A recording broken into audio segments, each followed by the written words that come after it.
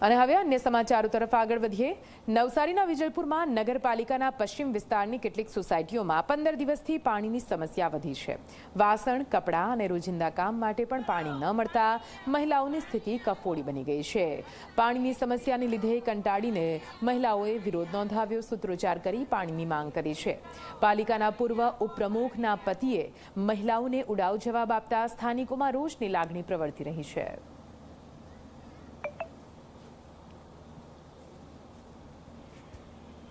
દસ દિવસથી ગણેશનગરમાં પાણીની સમસ્યા છે। પાણીની સમસ્યાનો કોઈ અંત આવતો નથી। અમે નગરપાલિકામાં ગયા તો કોઈ અમને સાંભળતું નથી। અમે કોર્પોરેટરને ફોન કર્યો, જાગૃતિબેને, તો જાગૃતિબેન ફોન ઉપાડતા નથી।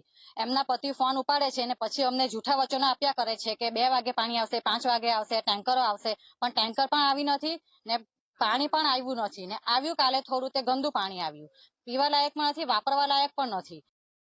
પાણી વગર અમને એટલી બધી સમસ્યા છે કે જે લેડીઝ માણસ હોય અને બાળકોને તૈયાર કરવાના, અત્યારે સ્કૂલે જવાની બી પોઝિશન નથી, નાવા ધોવાનું, સંડાસ, બાથરૂમ કશાયમાં વાપરવાનું પાણી નથી અને વાસણ ઘસવાનું બી પાણી સોસાયટીમાં આજે 10 દિવસથી નથી। પહેલેથી જાણ કરતા હોય તો અમે થોડુંક ભરી બી રાખીએ।